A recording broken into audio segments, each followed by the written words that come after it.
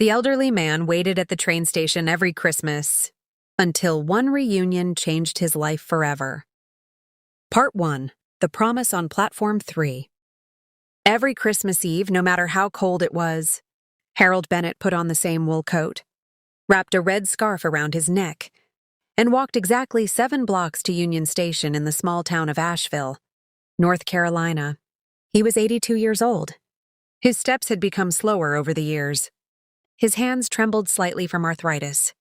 But he never missed a single Christmas Eve. Not once in 35 years. The station employees knew him well. "Morning, Mr. Bennett," called the ticket clerk. "Merry Christmas, Charlie. You waiting for someone today?" Harold smiled the same gentle smile he gave every year. "I've been waiting a long time." No one asked another question. He always sat on the same wooden bench beside Platform 3. In his hands was an old leather satchel. Inside were 3 things: a faded photograph, a tiny wrapped Christmas gift, and a handwritten letter that had yellowed with age. Every year, he hoped. Every year, he left carrying all 3 items home again. 35 years earlier, Harold had been a railroad engineer. His wife, Margaret, had died of cancer when their grandson, Ethan, was only 5 years old. Harold became the boy's best friend. Every Saturday, they visited the train station together. They counted trains, shared hot chocolate, and dreamed about traveling across America one day. Before Ethan turned 8, Harold gave him a small brass train whistle. "When you're grown," Harold said with a smile, "if life ever takes you far away, promise you'll meet me here one Christmas Eve." Little Ethan laughed. "I promise, Grandpa." Then he blew the whistle so loudly that everyone in the station laughed. But life had other plans. When Ethan was 9, Harold's son accepted a job in California. The family moved across the country. For the first few years, letters arrived every month. Birthday cards, Christmas photos, phone calls. Then, life became busy. Addresses changed. Phone numbers changed. The letters stopped coming. Harold kept writing anyway. Every birthday, every Christmas, every graduation he imagined. But every envelope came back stamped. Returned to sender. Eventually, he had no address left to send them to. The only promise that remained was the one made on Platform 3. So every Christmas Eve, Harold waited. Just in case. The townspeople admired him. Some thought it was heartbreaking. Others thought it was foolish. One year, a young reporter asked, "Mr. Bennett, do you really believe he'll come after all this time?" Harold looked toward the tracks. "I don't know." "Then why keep waiting?" "Because promises matter." The reporter lowered her microphone. That answer stayed with her forever. This Christmas Eve felt different. Snowflakes drifted gently onto the empty platform. Families hugged as arriving passengers stepped off the afternoon train. Children laughed. Suitcases rolled across the concrete. Harold smiled at every face. None were Ethan. As sunset painted the sky orange, Charlie approached quietly. "The last train arrives in 20 minutes. Harold nodded. "Thank you." Charlie hesitated. "I hope this is your year." "So do I." More than 600 miles away, 39-year-old Ethan Carter stood in the attic of his late father's home outside Denver. His father had passed away just 2 weeks earlier after a sudden heart attack. Sorting through dusty boxes was harder than he expected. Then, he found an old tin container labeled in black marker. "Letters from Dad that I never had the courage to read." Confused, Ethan opened it. Inside were dozens of unopened envelopes, everyone addressed to his father. Everyone written in the same careful handwriting. The oldest was dated, Christmas 1991. The newest, Christmas last year. Ethan's hands began to shake. He opened the first letter. "Dear son, I hope Ethan still remembers our Saturdays at the train station. Tell him Grandpa still has his Christmas gift waiting whenever he's ready to come home." Tears blurred Ethan's vision. Letter after letter told the same story.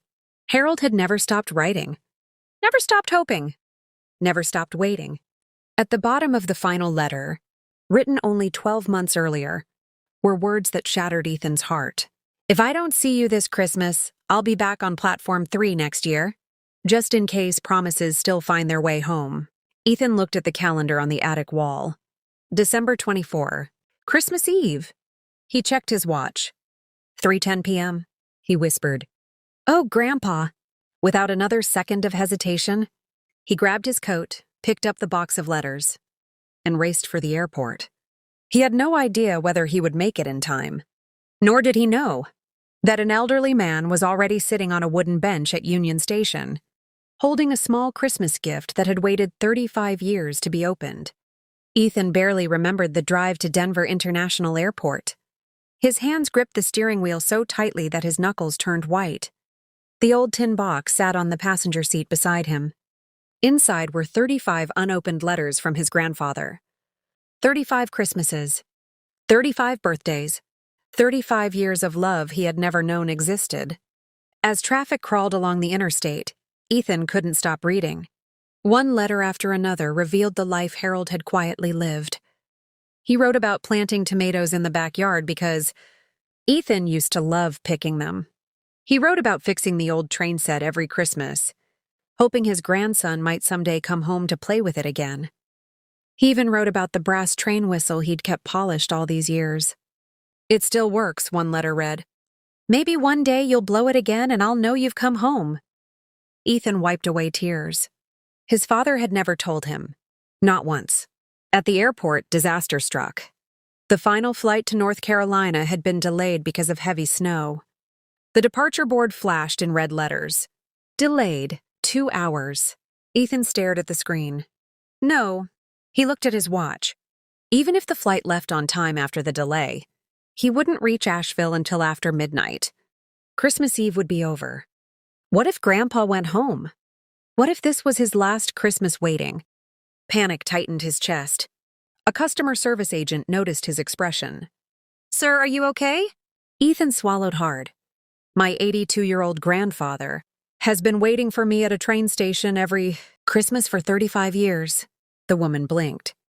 I'm finally going to him, and I think I'm too late. She quietly picked up the phone. After several minutes of calls, she smiled. There may be another way. A connecting flight to Charlotte had one empty seat. From there, a small commuter flight to Asheville was scheduled to leave immediately after landing. It'll be close, she admitted. But if everything goes perfectly, you might make it. Ethan almost hugged her. Thank you. Merry Christmas, she whispered. Meanwhile, at Union Station, the evening crowd had grown smaller. Only a few travelers remained. Charlie walked over carrying 2 steaming cups of hot chocolate. He handed one to Harold. On the house. Harold smiled. You spoil me every year. Charlie sat beside him. Can I ask you something? Of course. If your grandson walks through those doors tonight, what's the first thing you'll say? Harold looked toward the tracks. For nearly a minute, he didn't answer. Finally, he smiled. I won't ask where he's been. I won't ask why he never came. I'll simply tell him, welcome home. Charlie quietly looked away so Harold wouldn't see the tears forming in his eyes. 30,000 feet above the Rocky Mountains. Ethan opened another letter. This one had never been mailed because there was no address. It simply began, Dear Ethan, you must be a grown man now. Maybe you have children. If you do, tell them they have an old grandpa in North Carolina who already loves them. Ethan looked across the airplane cabin toward a little boy sleeping against his mother's shoulder. He suddenly thought about his own 7-year-old son Noah back in Denver. How would Noah feel if they were separated for decades? The thought broke him. For the first time, he truly understood what his grandfather had endured. As the plane landed in Charlotte, Ethan sprinted through the terminal. His carry-on bag bounced against his shoulder. The tin box nearly slipped from his hands. Hold the door! Someone shouted. He reached the commuter flight just as boarding ended. Out of breath, he handed over his ticket. The gate agent smiled. You made it. I had to. Back in Asheville, snow began falling more heavily. The loudspeaker echoed through the nearly empty station. Attention, passengers. The final train of the evening will arrive in 15 minutes. Charlie glanced toward Harold. You know, you could always wait here a little longer. Harold smiled gently. I always do. Then he reached into his satchel. Charlie watched as Harold carefully wrapped the same small Christmas present he'd carried every year. "What is it?" Charlie asked. Harold chuckled. "A train conductor's pocket watch. I bought it when Ethan turned 10. I figured I'd give it to him when he became old enough to appreciate it." Charlie smiled sadly. 30 years is a long time to hold on to a gift. Harold looked at the neatly wrapped package. "No," he smiled warmly. "It's only a long time if you've stopped believing." At 9:48 p.m., Ethan's plane touched down in Asheville. He jumped into the first taxi outside the terminal. "Union Station, please." The driver glanced at the clock. "Cutting it close. My grandfather's waiting for me." The driver stepped harder on the gas. "Then let's not keep him waiting." As the taxi sped through the snowy streets, Ethan looked out the window with tears in his eyes. He whispered the same words over and over. "Please still be there. Please, just a little longer." What neither Ethan nor Harold knew was that in just a few minutes, one familiar sound would echo across Platform 3. The clear, bright whistle of a tiny brass train whistle that had once belonged to a little boy. And it would stop everyone in the station in their tracks. The taxi screeched to a stop outside Union Station. Snowflakes swirled beneath the glowing streetlights as Ethan threw a handful of bills at the driver. "Keep the change." He grabbed the old tin box, slung his backpack over one shoulder, and ran toward the station. His heart pounded harder than it ever had. For 35 years, his grandfather had waited. Now every second mattered. Inside the station, Harold looked at the large clock hanging above Platform 3. 9:58 p.m. The final train had already arrived. Passengers had collected their luggage and disappeared into the snowy night. The station had grown quiet. Charlie walked over slowly. "I'm sorry, Harold." Harold smiled gently. "Maybe next Christmas." Charlie looked down, unable to hide his sadness. "You're the strongest man I've ever known." Harold chuckled softly. "No, I'm just a grandfather." He carefully picked up his leather satchel and prepared to leave. Just as he turned toward the exit, a sharp, familiar sound echoed through the station. "Poet!" A tiny brass train whistle. The sound bounced off the station walls. Every conversation stopped. Charlie froze. Harold stopped walking. His hands began to tremble. Slowly. Very slowly. He turned around. Standing at the far end of Platform 3 was a man in a dark winter coat. Snow clung to his shoulders. Tears streamed down his face. In one hand was a tiny brass whistle. In the other, the old tin box filled with 35 letters. The man smiled through his tears. "Hi, Grandpa." Harold stared in disbelief. His lips quivered. "Ethan?" The younger man nodded. "I'm home." The leather satchel slipped from Harold's hands. He didn't notice. Neither did anyone else. He walked forward slowly, almost afraid the moment would disappear if he moved too quickly. Ethan did the same. Halfway across the platform, they both started running. Grandfather, grandson, separated by 35 years, united in one unforgettable embrace. The station erupted in applause. Travelers who had no idea what was happening wiped tears from their eyes. Charlie quietly turned away to hide his own. Harold held Ethan as tightly as he could. "I thought," his voice cracked, "I thought maybe I wouldn't live long enough to see you again." Ethan buried his face against his grandfather's shoulder. "I'm so sorry. I didn't know. I swear to you, I never knew." Harold gently pulled back and placed both hands on Ethan's face. "I believe you. Not another question. Not another accusation. Only forgiveness." For several minutes, neither of them spoke. They simply stood together. Finally, Ethan picked up the tin box. "I found these after Dad passed away." Harold looked at the familiar handwriting on the envelopes. "You kept them?" Ethan shook his head, tears returning. "No, Dad never mailed yours to us. He never gave yours to me." Harold closed his eyes. For years, he had wondered why the letters stopped. Now he understood. Life hadn't stolen his grandson. Misunderstanding had. Charlie quietly approached with 2 fresh cups of hot chocolate. He smiled. "I think these belong to you." Harold laughed through tears. "You remembered. I remember every Christmas Eve." The 3 of them sat on the old wooden bench. The very same bench where Harold had waited every year. Ethan looked around the station. It hasn't changed. Harold smiled. Neither did my hope. Ethan reached into his backpack. I brought something. He carefully removed a framed photograph. It showed his wife, Sarah, his 10-year-old daughter, Emma, and his 7-year-old son, Noah, standing beside a Christmas tree. Harold's eyes filled with tears.